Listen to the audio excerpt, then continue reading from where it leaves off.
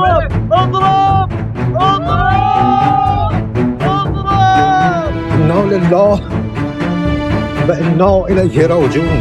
Dunia menyaksikan serangan itu berlangsung dalam tempo yang nyaris tak memberi ruang untuk bernapas. Hanya dalam hitungan jam setelah ledakan mengguncang sejumlah wilayah di Iran, respons militer langsung digerakkan. Bukan menuju daratan Amerika Serikat, melainkan ke pangkalan-pangkalan militernya yang tersebar di kawasan. Dalam pola konflik seperti ini, sasaran tak lagi harus berada di pusat kekuatan untuk menciptakan dampak strategis. Iran memahami bahwa kekuatan Amerika bukan hanya berpusat di Washington, tetapi menjalar melalui jaringan instalasi militer yang membentang dari Teluk hingga Mediterania. Di tengah keterbatasan komunikasi akibat gangguan besar di dalam negeri, para pejabat Iran tetap berupaya menunjukkan bahwa struktur negara masih berdiri. Pemerintah menyatakan situasi tetap terkendali, meskipun serangan udara telah menghantam berbagai titik strategis. Mereka menegaskan bahwa meskipun pimpinan tertinggi negara gugur, sistem komando tetap berjalan. Pesan ini krusial karena dalam perang modern, stabilitas komando sama pentingnya dengan kekuatan persenjataan. Iran mengklaim bahwa upaya untuk melumpuhkan mereka tidak sepenuhnya berhasil.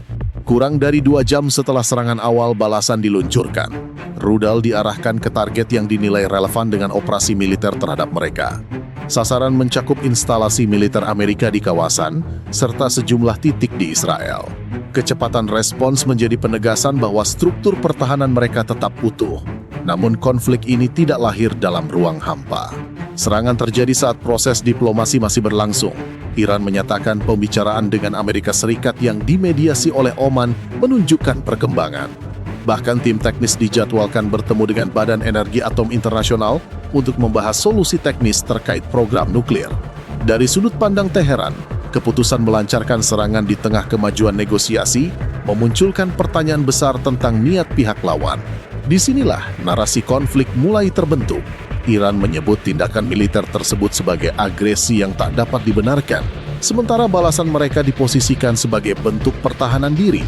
Dalam kerangka ini, serangan terhadap pangkalan militer Amerika di luar negeri dipandang sebagai respons sah, bukan eskalasi tanpa alasan. Mereka menekankan bahwa sasaran tidak ditujukan kepada warga sipil atau wilayah Amerika secara langsung, melainkan fasilitas militer yang terlibat dalam operasi. Posisi ini menciptakan realitas baru bagi sekutu Amerika di kawasan. Negara-negara tuan rumah pangkalan militer kini berada di garis depan konflik. Iran mengaku telah berkomunikasi dengan sejumlah pemerintah regional untuk menjelaskan bahwa serangan mereka tidak ditujukan kepada negara-negara tersebut, melainkan kepada instalasi militer Amerika yang berada di wilayah mereka. Namun dalam situasi perang, batas antara target militer dan stabilitas regional kerap menjadi kabur. Persoalan nuklir tetap menjadi inti ketegangan yang lebih luas.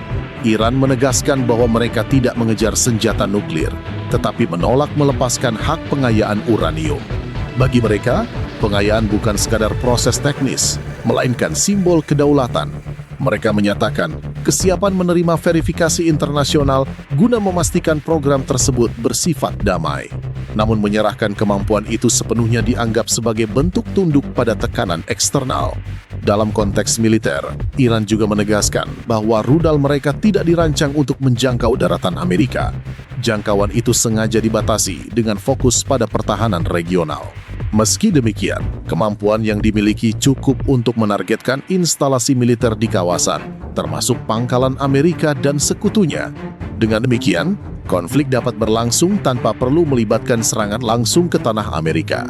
Iran menyatakan tidak ada batas dalam mempertahankan diri. Pernyataan ini menandakan potensi eskalasi signifikan bila serangan terus berlanjut.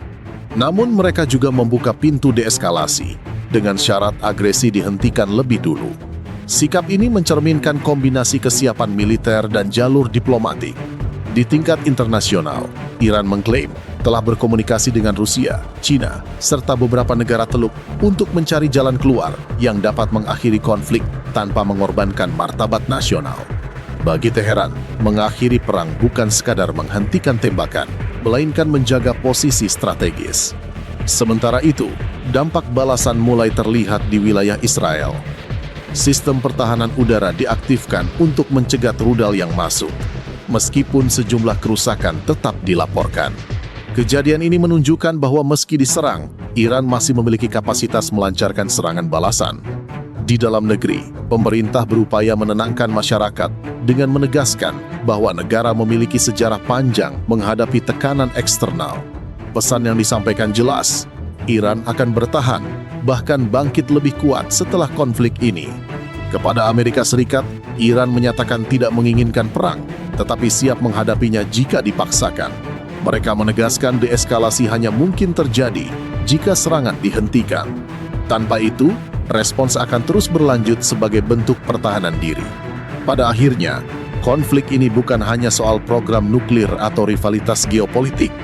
Ia mencerminkan pertarungan persepsi tentang legitimasi dan kedaulatan. Ketika serangan terjadi di tengah negosiasi, kepercayaan menjadi korban pertama. Dalam situasi seperti ini, setiap aksi militer membawa risiko memperluas konflik. Pertanyaannya, kini bukan semata siapa yang memiliki kekuatan lebih besar, tetapi siapa yang mampu bertahan paling lama di bawah tekanan. Dengan serangan dan balasan yang terus berlangsung, masa depan konflik akan ditentukan oleh keputusan yang diambil di luar medan tempur. Selama kedua pihak mempertahankan posisinya, potensi eskalasi tetap terbuka. Dan selama pangkalan militer di kawasan menjadi sasaran, konflik akan terus berjalan dalam bayang-bayang jaringan kekuatan global, bukan di pusatnya. Yang kita saksikan hari ini bukan sekadar pertukaran serangan, melainkan perubahan arah konflik itu sendiri. Ketika balasan tak lagi ditujukan ke pusat kekuatan, tetapi ke jaringan pangkalan di kawasan, perang kehilangan garis depan yang jelas. Ia menyebar, melebar, menyentuh banyak pihak yang sebelumnya hanya berdiri di pinggir. Iran telah memberi sinyal bahwa mereka tak perlu menjangkau daratan Amerika untuk menciptakan dampak strategis. Dengan menargetkan kehadiran militernya di kawasan, tekanan dapat dibangun tanpa eskalasi global langsung. Namun situasi ini juga memunculkan pertanyaan lebih besar. Apakah respons semacam ini akan mendorong deeskalasi atau justru memperluas lingkar konflik? Ketika setiap serangan memicu balasan dan setiap balasan membuka risiko baru, ruang diplomasi semakin menyempit. Di tengah ketegangan ini, satu hal menjadi jelas. Konflik tidak selalu dimulai atau berakhir di tempat yang kita bayangkan. Ia bergerak melalui jaringan kepentingan, aliansi, dan instalasi yang tersebar di berbagai wilayah.